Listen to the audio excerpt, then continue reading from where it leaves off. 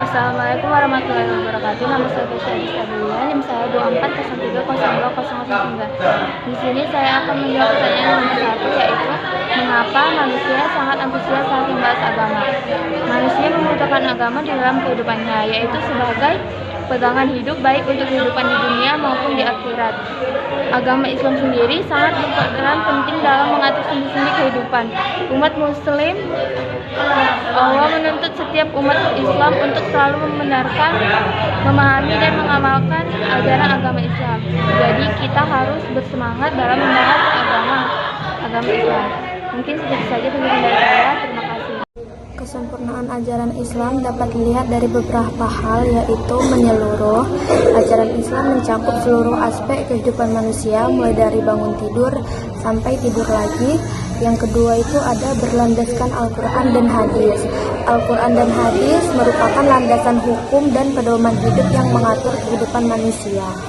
Yang ketiga ada tujuan membimbing umat. Ajaran Islam bertujuan untuk membimbing umat manusia agar dapat menjalankan hidup yang benar dan sesuai dengan tujuan penciptaan manusia.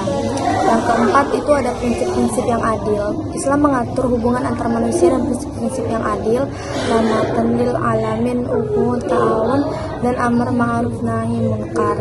Yang kelima mencapai kebahagiaan dunia dan akhirat. Islam bertujuan untuk menunjukkan manusia agar dapat mencapai kebahagiaan dunia dan akhirat. Mungkin sekian dari saya. Terima kasih. Assalamualaikum warahmatullahi wabarakatuh. Perkenalkan, nama saya Sigit Pramana Ramadan dengan NIM 24080209. Ingin menjawab pertanyaan nomor 3, yaitu penamaan agama Islam tidak ada kaitan dengan pembawanya dan Islam memiliki makna yang sangat luas menggambarkan kesempurnaannya. Ya, pertama, nama Islam itu berasal dari kata salam atau asalmu yang berarti kedamaian atau damai, yang dimana firman Allah Subhanahu wa Ta'ala dalam Al-Quran, dan jika mereka condong kepada perdamaian maka condonglah kepadanya dan bertakwalah kepada Allah, sungguhnya dialah yang maha mendengar lagi maha mengetahui. Quran Surah Al-Anfal ayat 61. Walaupun Islam tidak ada kaitannya dengan nama pembawanya, dimana Islam itu kan mengajarkan kedamaian, kesempurnaan, seperti yang dilakukan oleh Nabi Muhammad SAW. Nabi Muhammad sendiri mengajarkan kepada kita sunnah-sunnahnya, dan kita apa sih, Islam memiliki makna yang luas dan memiliki makna kesempurnaan. Islam adalah agama yang sempurna karena seluruh ajaran-ajaran pada Islam itu masuk ke dalam setiap kehidupan manusia, di mana dalam Al-Quran dan Hadis sudah dijelaskan kan. Al-Quran juga dipegang sebagai pedoman hidup dan hukum dalam hidup manusia umat muslim. Kan dari situ kita sudah ada yang mengaturnya, bagaimana sih cara-cara makan, tidur yang baik, beradab, berakhlak, melakukan, mengajari kebenaran, menyampaikan kebenaran. Dari situ saja Al-Quran atau agama Islam sudah membuktikan bahwa Islam itu merupakan agama yang sempurna, di mana masing-masing kehidupan kita sudah ada dalam Al-Quran aturannya. Berarti agama Islam juga merupakan agama yang paling toleransi, seperti yang Nabi Muhammad lakukan di masa lalu. Walaupun dia dicaci, dihina, dilempar tai atau segala macamnya, dia tetap bersabar, malah berbuat baik kepada orang tersebut. Dimana dalam Islam diajarkan selalu agar kita selalu berbuat baik sebagai umat muslim dan menyampaikan kebenaran agar orang-orang lain itu tahu sih apa itu Islam secara jelas dan benar, bahwa Islam itu merupakan agama yang sempurna, agama yang memiliki toleransi paling tinggi, agama yang dimana hukum-hukumnya itu sudah jelas ada di dalam Al-Quran dan serta hadisnya. Terima kasih. Nama saya Ahmad Kidir, NIM saya 2403010117. Saya akan menjawab soalan nomor 4. Seluruh agama yang dibawa para nabi itu adalah Islam untuk seluruh umat manusia di bumi. Bagaimana itu? Coba jelaskan. Seluruh agama yang dibawa oleh para nabi dan rasul sejak Nabi Adam hingga Nabi Muhammad adalah Islam. Dapat dijelaskan beberapa di antaranya. 1.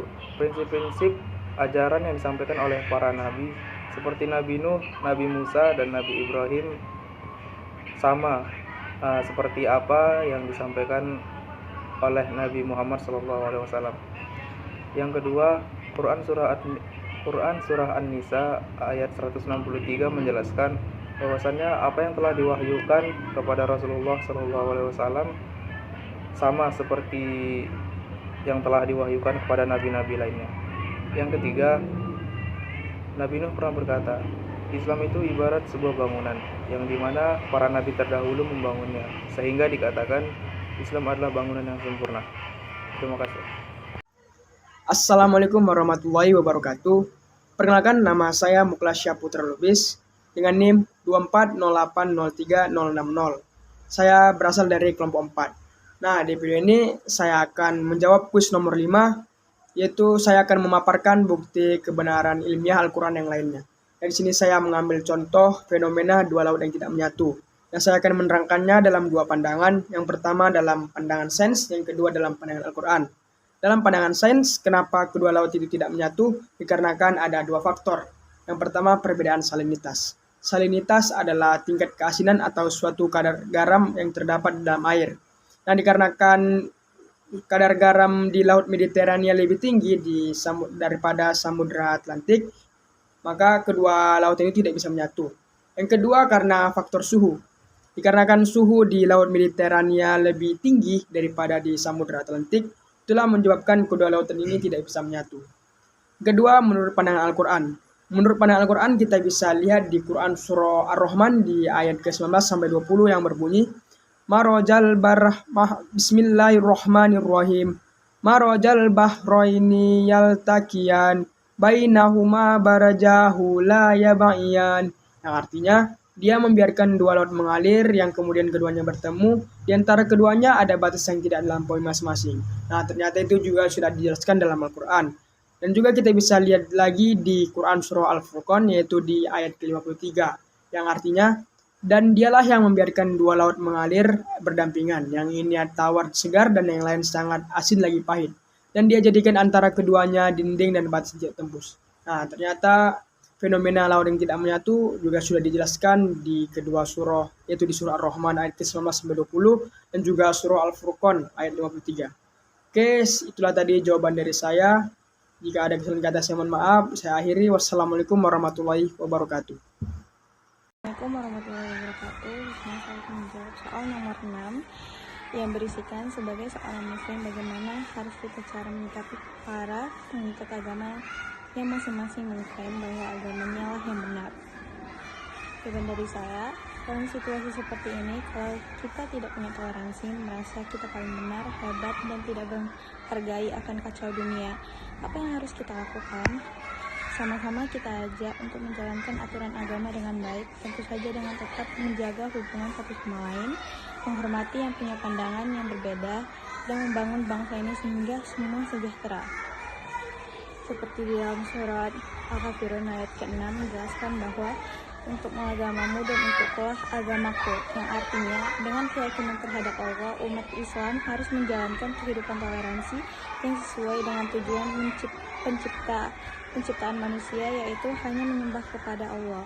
Menunjukkan ketegasan bahwa muslim harus menghargai agama orang lain, tapi tidak mencampur radukan ritual agama satu sama lain.